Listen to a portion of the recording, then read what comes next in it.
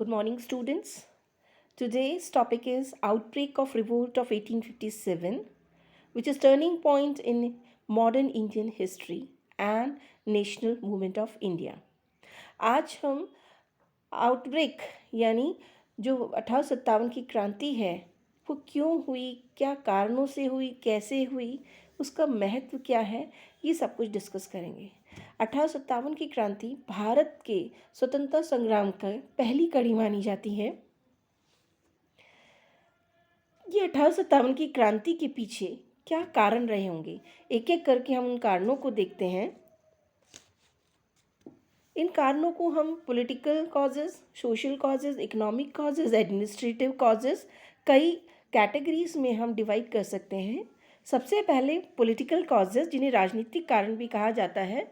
1857 की क्रांति में जितने भी यहाँ पे प्रिंसली स्टेट्स थे, ज़्यादातर डॉक्ट्रिन ऑफ लैप्स जो लॉर्ड डलहौजी ने इम्प्लीमेंट की थी, उसके कारण वे ब्रिटिश इंडिया का पार्ट हो गए हैं, ब्रिटिश इम्पीरियलिस्ट पॉलिसी के शिकार हो जाते हैं और उन पर नियंत्रण ब्रिटिश शासकों का हो जाता है।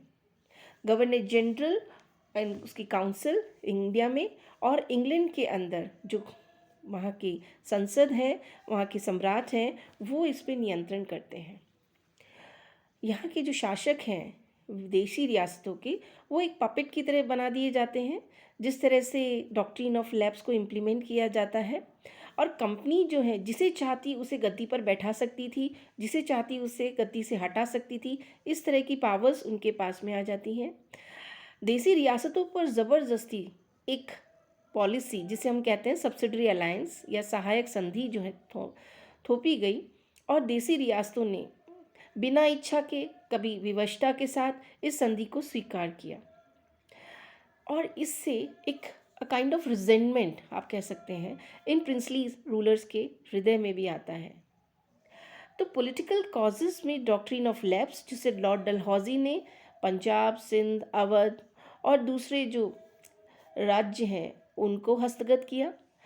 सतारा, संभलपुर, झांसी, नागपुर, उदयपुर, बहुत सारे, और आगे जाके जो आखिरी एनेक्सेशन है अवध का, इसके माध्यम से अंग्रेज़ी जो सत्ता है उसका एक्सपेंशन हो रहा है। ब्रिटिश टेरिटरीज़ का, ब्रिटिश एम्पायर का भारत के अंदर एक्सपेंशन होता है। एक तरफ ये भी कारण था कि क्योंकि मुग़लों की सत्ता छिन गई है 1707 के बाद, अगर आप देखें औरंगज़ेब की मृत्यु के साथ ही decline of Mughal empire starts, और इस डिक्लाइन के साथ, इस पतन के साथ ही नई नई क्षेत्रीय शक्तियाँ उभरी थीं, जिसमें आपके मराठास हैं, आगे चल के अंग्रेज़ हैं। मराठों का जब सफाया हो जाता है थर्ड बैटल ऑफ पानीपत के बाद, उसके बाद अंग्रेज़ नई शक्ति के रूप में उभरे थे, और अंग्रेज़ भी कहीं ना कहीं अपने आप को पॉलिटिकली यहाँ पे इस्टेब्लिश करना चाह रहे थे। दूसरी तरफ जो ब्रिटिश पॉलिसी रही है, क्योंकि ईस्ट इंडिया कंपनी को ये पावर था कि वो निजी व्यापार कर सकते हैं उसके कर्मचारी, और इसके माध्यम से जो प्राइवेट ट्रेड पॉलिसी रही है, उसके माध्यम से इन्होंने जितने भी यहाँ पे पेजेंट्स थे, हैंडीक्राफ्ट्स के से रिलेटेड लोग थे, एग्रीकल्चर से रिलेटेड लोग थे, उन पे मनमाना तरीके से उनसे लगान वसूल किया है। उन्हें जो चाहिए वही उनसे उगवाया है, उसी का प्रोडक्शन करवाया है, और अपने इस पॉलिसी को एग्जीक्यूट करने में जितना उनको चाहिए लगान वगैरह, उसको एग्जीक्यूट करने में उन्होंने बहुत शोषण और अत्याचार किए बंगाल, बिहार, उड़ीसा की जनता पे, और बाद में आगे और प्रांतों में भी। इससे भी जो लोग हैं वो अंग्रेज़ी सत्ता के विरुद्ध होने लगते हैं। अफ़गान वॉर हुए, चाहे क्रीमियन वॉर्स हुए, उनमें जो ब्रिटिशर्स की जो स्टेटस रहा है, उनकी जो पोजीशन रही है, उसको लेकर भी 1857 की क्रांति आगे होने की संभावनाएं शुरू हो जाती हैं। एडमिनिस्ट्रेटिव कॉजेज़ के अंदर अगर आप प्रशासनिक कारणों में देखिए, तो देखिए ईस्ट इंडिया कंपनी की जितनी भी पॉलिसीज़ हैं, वो पॉलिसीज़ केवल अंग्रेज़ों के फेवर में हैं। जितने भी प्रशासनिक कार्य जो गवर्नर जनरल द्वारा किए गए, सुधार किए गए, रिफॉर्म्स लाए गए, वो दिखने में तो ऐसा लगता था कि इंडियंस को फेवर कर रहे हैं, लेकिन वो होते केवल ईस्ट इंडिया कंपनी और उसके ऑफिशियल्स के, एम्प्लॉयज़ के बेनिफिट के लिए थे। जो रेवेन्यू सिस्टम था, वो रेवेन्यू सिस्टम भी बहुत ज़्यादा टॉर्चर कर रहा था यहाँ के टेनेंट्स को, पेजेंट्स को बहुत ज़्यादा मात्रा में लगान वसूल किया जाता था। यहाँ पे रैयतवाड़ी, महलवाड़ी और परमानेंट सेटलमेंट, ये तीन तरह के स्थाई और महलवाड़ी और रैयतवाड़ी जो यहाँ पे लैंड सेटलमेंट्स इन्होंने की, अंग्रेज़ों ने यहाँ पे भू राजस्व प्रणाली जो उनकी रही है, रेवेन्यू सिस्टम रहा है, उससे पेजेंट्री पर, कृषकों पर बोझ बढ़ता जाता है और एक नई क्लास जिसे हम कह सकते हैं जो महाजन है या साहूकार हैं, बैंकर्स हैं, वो भी इसमें पनपती है। सोशल लीगल रिफॉर्म्स अंग्रेज़ लाते हैं हमारे यहाँ। जब वो देखते हैं कि हमारी सोसाइटी में, हमारे रिलीजन में कुछ ईवल्स उन्हें नज़र आते हैं, तो उसको दूर करने का प्रयास करते हैं और हिंदुस्तानी इस चीज़ के विरुद्ध होते हैं। उनको लगता है कि जब हम भारतीय, हम यहाँ के नागरिक हैं, तो रिफॉर्म्स लाने का, सुधार लाने का अधिकार भी हमें ही है। हायर पोस्ट जितनी भी हुआ करती थी, उन सब पे केवल अंग्रेज़ों को, कोविनेटेड सर्विसेज जिसे कह सकते हैं, उसमें ओनली ब्रिटिशर्स वर रिक्रूटेड। और हमारे यहाँ के जो मध्यम वर्ग हैं, यहाँ के जो लोग कितने ही शिक्षित क्यों ना हो, कितने बुद्धिमान क्यों ना हो, उन्हें इस काबिल नहीं माना जाता था। भारतीयों को असभ्य माना जाता था, भारतीयों को अशिक्षित और हर प्रकार से इन नौकरियों के लिए अयोग्य, अनवर्दी माना जाता था, जिससे हमारे यहाँ के जो एजुकेटेड क्लास है, मिडिल क्लास है, उनमें एक तरह का रोष पैदा हो जाता है, रिजेंटमेंट। ब्रिटिशर्स ने हमेशा सुपीरियॉरिटी कॉम्प्लेक्स अपना यहाँ पर इस्टेब्लिश किया। दे फील कि Britishers have been given this divine power to rule Indians, to make us civilised. भारतीयों को सिविलाइज करने के लिए, सभ्य करने के लिए, हमें यहाँ पे शिक्षित करने के लिए, हमें यहाँ कल्चर्ड करने के लिए और हमें यहाँ रूल करने के लिए ब्रिटिशर्स को ईश्वर ने भेजा है। इस तरह की धारणा भी थी उनकी, और वो भारतीयों के साथ कभी साथ उठना बैठना पसंद नहीं करते थे। सोशल रिलीजियस कॉजेस भी थे। देखिए, अंग्रेज़ जब यहाँ आए और रिफॉर्म्स ला रहे हैं, तो उन्होंने सती अबॉलिशन, जो लॉर्ड विलियम बेंटिंग और राजा राममोहन रॉय के द्वारा लाया गया। हिंदू विडो रीमैरिज एक्ट, जो ईश्वर चंद्र विद्यासागर, लॉर्ड डफरिन के साथ। इसी तरह से हिंदू सक्सेशन लॉ, ये आगे लाया गया ताकि ज़्यादा से ज़्यादा भारतीयों को क्रिश्चियनिटी में कन्वर्ट किया जाए, उन्हें ईसाइयत के अंदर अपना लिया जाए। यही नहीं, जो क्रिश्चियन मिशनरीज 1813 के अधिनियम के बाद यहाँ पे भारत में आते हैं, उनको भी ये पावर धीरे धीरे मिलने लगा कि वो भारतीयों को हॉस्पिटैलिटी के नाम पे, चैरिटी के नाम पे, या फिर उनके स्कूल्स ओपन करके, या उनके लिए हॉस्पिटल्स बना के, वो इन भारतीयों को पैसा दे रहे हैं, डोनेशंस दे रहे हैं, उनकी ज़रूरतों को पूरी कर रहे हैं, और साथ साथ उन्हें बाइबल की शिक्षा देते हैं और ईसाइयत के निकट लेके आते हैं। अगर मैं एक शब्द में कहूँ कि उन्हें कन्वर्जन में क्रिश्चियन मिशनरीज़ का जो रोल है, वो भी इसके लिए उत्तरदायी था, क्योंकि वो हमारे हिंदू धर्म के या इस्लाम धर्म के जो लोग ग्रंथ हैं, उनका बहिष्कार करते थे, उनके लिए बुरा बुरा उनको अब्यूज़ करते थे, जिससे पंडित हो, चाहे मौलवी हो, काजी हो, ब्राह्मण हो, जिनकी सुप्रीमेसी रही है रिलीजन्स के अंदर, रिलीजियस लीडर्स हैं हिंदू और मुस्लिम्स के, उनमें कहीं ना कहीं रोष हो जाता है। कंपनी के जो पॉलिसी है, जिसमें वो हमेशा घृणा या अपशब्दों का प्रयोग करते हैं, they British officials they always abused Indians. इसका भी ये परिणाम होता है कि हमें लगता है भारतीयों को कि हम क्या इस लायक भी नहीं हैं कि हमें कम से कम सौहार्दपूर्ण या एक एक बढ़िया एनवायरनमेंट मिले, हमें भी इग्नोर ना किया जाए। इन सभी कारणों से, और नौकरी जब देती है ब्रिटिश गवर्नमेंट, तो बहुत भेदभाव कर रही है। जितनी भी ऊंची और अच्छी नौकरियां हैं, सरकारी पोस्ट है, हायर पोस्ट है, वो सब केवल अंग्रेज़ों के लिए सुरक्षित है। तो ऐसे में जो भारतीय सेवा में जो हमारे यहाँ लोग हैं, उनके साथ अपमानजनक जब व्यवहार किया जाता है, तो वो भी रिजेंटमेंट के लिए एक असंतोष, एक आक्रोश पैदा करता है। इकोनॉमिक कॉजेज़ में ड्रेन ऑफ वेल्थ सबसे पहले सबसे बड़ा कारण माना जाता है। इकोनॉमिक कॉजेज़ के अंदर आर्थिक व्यवस्था, देखिए भारत को सोने की चिड़िया कहा जाता था, और जो ड्रेन ऑफ वेल्थ है, ड्रेन ऑफ वेल्थ के माध्यम से, यानी भारत का जो धन निष्कासन है, वैसे तो ये सिद्धांत आगे चल के दादा भाई नारोजी ने दिया था, ये थियरी, लेकिन अंग्रेज़ यहाँ पे किसी न किसी रूप में, चाहे उनकी सैलरीज़ के रूप में, पेंशन के रूप में, या उनके गिफ्ट्स के रूप में वो भारत से धन निष्कासन कर रहे थे। जो यहाँ इंडस्ट्रीज, रेलवे डाली गई, telegraph system, communication, transport system develop किया गया, लॉर्ड डलहौजी ने जिसमें ज़्यादा कंट्रीब्यूट किया है, उसमें भी इनका रोल काफ़ी रहता है। ड्रेन ऑफ वेल्थ किसी न किसी रूप में हो रहा है।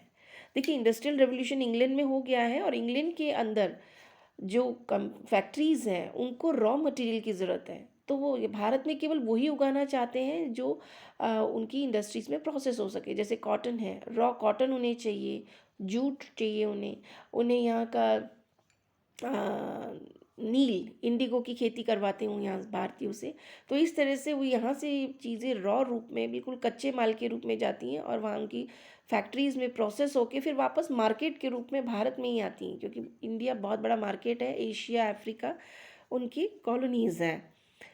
इस तरह से और जो चीज़ें जिसके लिए कॉटन टेक्सटाइल्स इंडिया का फेमस है, जूट टेक्सटाइल, और इंडिया जिन चीज़ों के लिए पूरे विश्व में अपनी पहचान रखता था, अब वो पहचान ख़त्म हो गई। यहाँ का जो हैंडीक्राफ्ट है वो कम्प्लीटली डिस्ट्रॉय हो गया है। ब्रिटिशर्स ने एक तरह से भारत के अंदर जितनी भी चीज़ों का व्यापार हुआ करता था उसे कैप्चर कर लिया है और यहाँ का इंडिजिनस ट्रेड कम्प्लीटली डिस्ट्रक्ट कर दिया है, ख़त्म कर दिया है। यही नहीं, उस समय में बहुत सारी फेमिन्स, फ्लड्स, बहुत सारे अकाल आए और कंपनी की उस समय ये मॉरल ड्यूटी बनती थी कि वो उसमें पूरा अपना रोल, अपनी रिस्पॉन्सिबिलिटीज़ को बेयर करे, लेकिन कंपनी ने ऐसा नहीं किया। ईस्ट इंडिया कंपनी ने केवल अपने जो खुद के निजी इंटरेस्ट हैं उन्हीं पे ध्यान दिया और लोगों को किसी तरह की रियायतें या उनके लिए कोई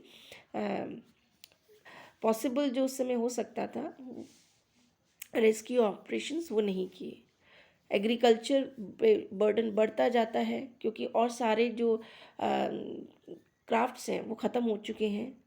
रेवेन्यू पॉलिसी कंपनी की ऐसी रही है जिससे कंपनी का जो रेवेन्यू टर्नओवर है वो बढ़ता रहे और लोग जो कहीं अकाल से त्रस्त हैं या किसी और बीमारियों से, या उनके पास देने को नहीं है, उगाने को धरती पर नहीं है फैसिलिटीज़, सीड्स, इरिगेशन फैसिलिटी, तो उनके लिए काम नहीं कर रही है ब्रिटिश ईस्ट इंडिया कंपनी।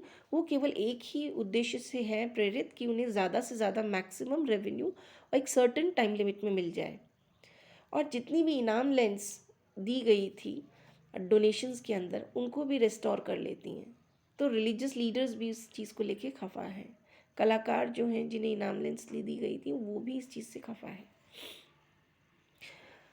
आखिरी कारण मिलिट्री कॉजेज़ ये जो उसका कंटेम्प्रेरी कॉज भी है और वो आप सभी जानते हैं कि कार्ट्रिजेस, एनफील्ड राइफल जो है उसमें जो कार्ट्रिज यूज़ किया जाता था उसको कहा गया कि ये गाय की है, सुअर की चर्बी का है, उसको टीथ बाइट किया जाता था और ये सबसे बड़ा कारण बनता है। उस समय एक अफवाह फैल गई जिसमें हिंदू और मुसलमान दोनों ही सैनिकों ने इसको प्रयोग में लाने से मना कर दिया।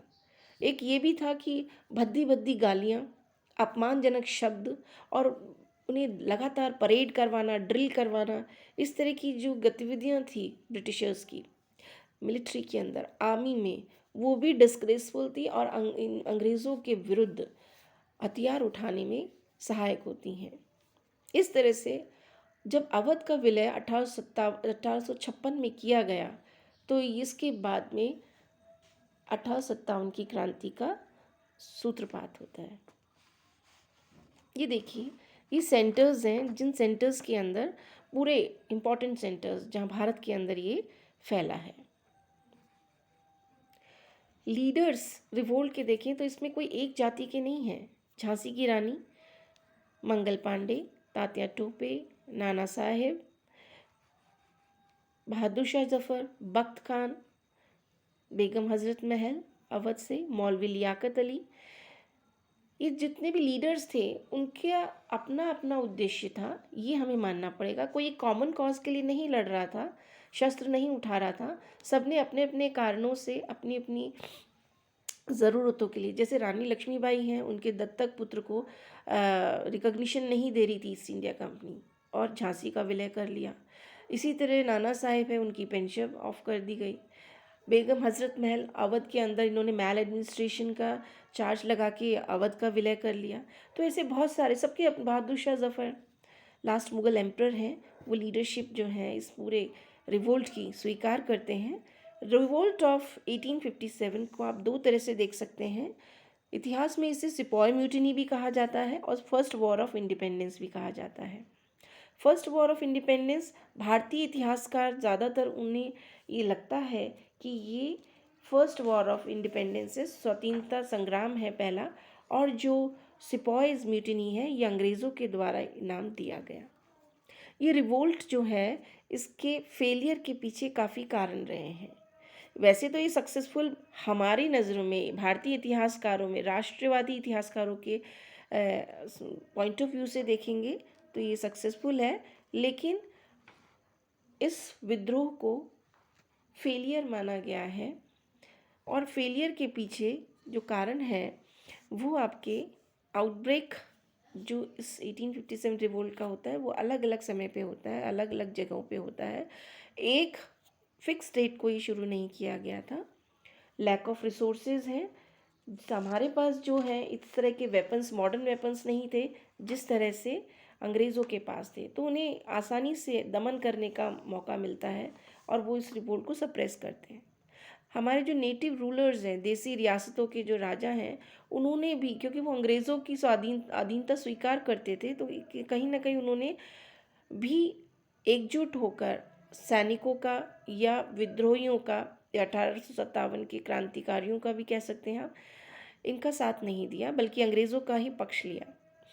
जो अंग्रेज़ हैं उनके पास जो गवर्नर जनरल है, टीम है काउंसिल मेंबर्स की, और जो उनके कमांडर्स हैं वो बहुत वेल ट्रेंड है, जबकि हमारे यहाँ का जो कॉमन मैन इस रिवोल्ट में पार्टिसिपेट कर रहा है उनके पास ये इस तरह की सहूलियतें या इस तरह के रिसोर्सेज नहीं है, इस तरह की ट्रेनिंग और एक्सपीरियंस नहीं है। डिसिप्लिन जो बहुत इम्पॉर्टेंट होता है किसी भी आर्मी के लिए, वो भी यहाँ पे भारतीय आर्मी जो भारतीय सेना है, लोग हैं जो विद्रोह में पार्टिसिपेट कर रहे हैं, उनके पास वो देखने को कमी मिलती है।